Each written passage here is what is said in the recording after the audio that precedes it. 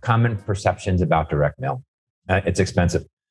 I don't believe it is. I think because I'm a business person, I've owned many businesses. Today I actually own 3. And when someone comes to me with a proposition, you got to know what the expense is, but my really big concern is what's the return? And that should be the right question, or the next question is, what is the return? And direct mail, I'm going to show you some returns that we have. You also saw Greg Newman's $4 million, and he did not spend 10% of that. So he made a huge, huge return. The other one is, it's a digital world out there. I mean, everybody thinks, and you know what? Hey, I think there's a lot of truth in that. It just doesn't apply 100% in the real estate world. It's just not. And again, we go back to the fact that only 5% of sellers find their agent online.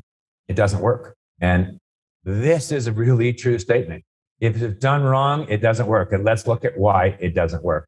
I just got another one of these. A beautiful agent in Boca Raton, Florida. She's run her own business. She was a model. She was one of the first QVC vendors ever. Clearly one of the first female QVC vendors. And she's looking to retire and get into the real estate business. And she's like, David, let's put some recipes or something of value on there. And I'm saying, wait a second, Brooke, this is not, if you send me a recipe, guess what? When I'm cooking, I think about you. When I'm going to sell my house, I don't think about you. And by the way, if you put cilantro in that recipe, I'll never talk to you. Anyway, you can see these, we get caught in these traps. I saw this one yesterday. It's time to change your clocks. Turn your clocks back. Anybody have a clock that needs to be manually turned back anymore? These are postcard companies trying to sell you gimmicks. And we buy into it thinking that, well, if I add value, those people will come to me when they think of selling real estate. Ask yourself this question. Does any other industry, professional industry, do this? Not a chance. You won't see a recipe on a BMW ad.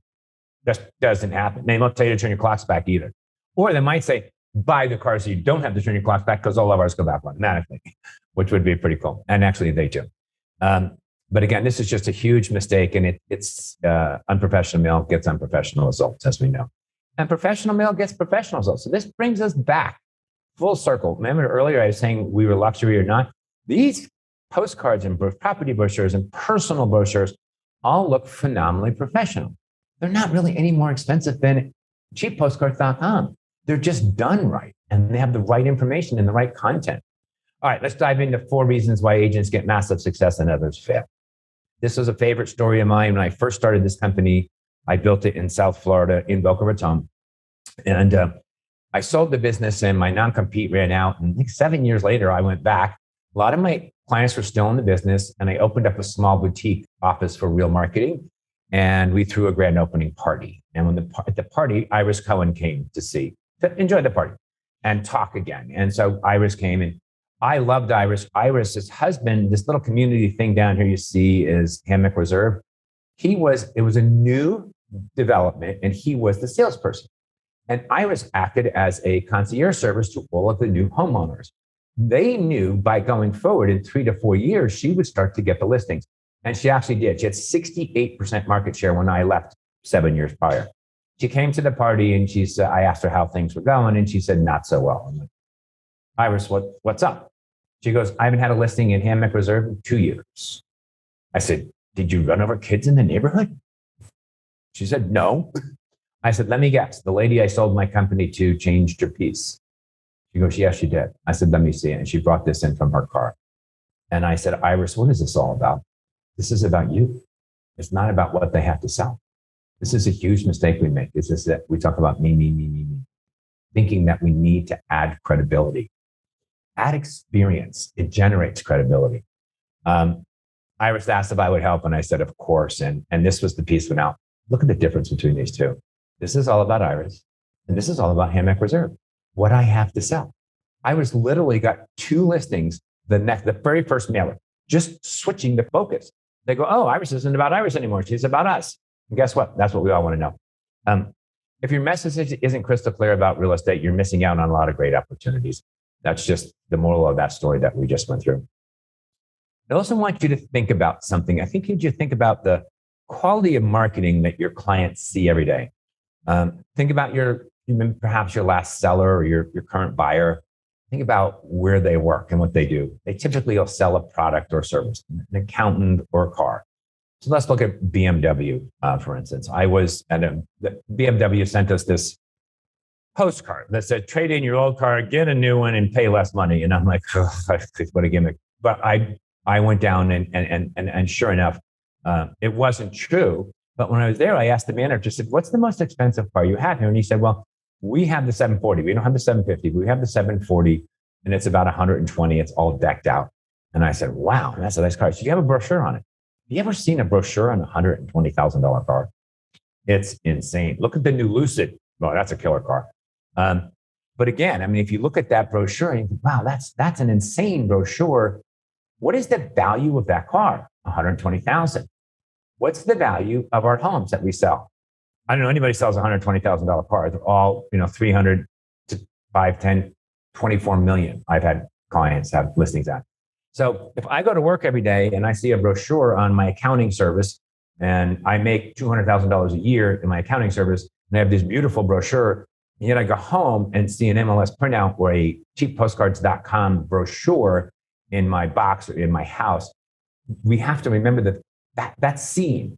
There is a disconnect there that they get, and they're not really going to say anything to you. I have actually had clients, my sister-in-law got fired for putting an MLS printout in her listing because she wasn't patient enough to wait 2 days for the brochure. And she got fired. The homeowner said, no, you've been sending me these beautiful marketing pieces, and this is what you give me? Literally fired her on the spot. Crazy, crazy, crazy. This is just a fun story. And I'll make it quick. I'm flying from Boston back to San Diego. And sitting alongside me is head of marketing worldwide for Stanley. And I was like, wow, this is awesome. Can you imagine how smart this lady was that she got that position and how much I could learn in the next 5.5, 6 hours. We had a great conversation. It was a lot of fun. And when we're all getting ready to land, she says, you know what? My husband and I sold our house in Connecticut. I said, how much? She said 1.6, which wasn't a lot of money in Connecticut. And she goes, we literally create better brochures on screwdrivers than they created in our home. Because in that part of Connecticut, luxury was 2.5 million. So they just ignored her. And, but it was great. I asked her if I could use her slides and she said, of course. This is another one I think we talk about, and that's quantity and quality. This is a template driven postcard, just drives me nuts. There's something seriously wrong here with this. And most of you may not notice it, but once you do, you'll never forget it. When you get your mail tonight, if you go to the mailbox and you look at it, by the way, it's probably one of the few times you don't have your cell phone. All your mail comes addressed up. So what's the impact side of this postcard? It's the back. And here's this agent. I was doing a seminar and she showed me this postcard and she's super proud of it. So I go home, get my mail, and I see Becky and James, and as a real estate agent and a loan broker, I don't need either one. And I'm like, trash can. Here's the sad part. I live in Pimment Hills, or if I did, I lived in Pimment Hills. I would have loved to have known this information as to what the house is actually sold for. So she had it half right, but the postcard company had it all wrong. The other thing she shouldn't have done is this whole bottom half is the address box.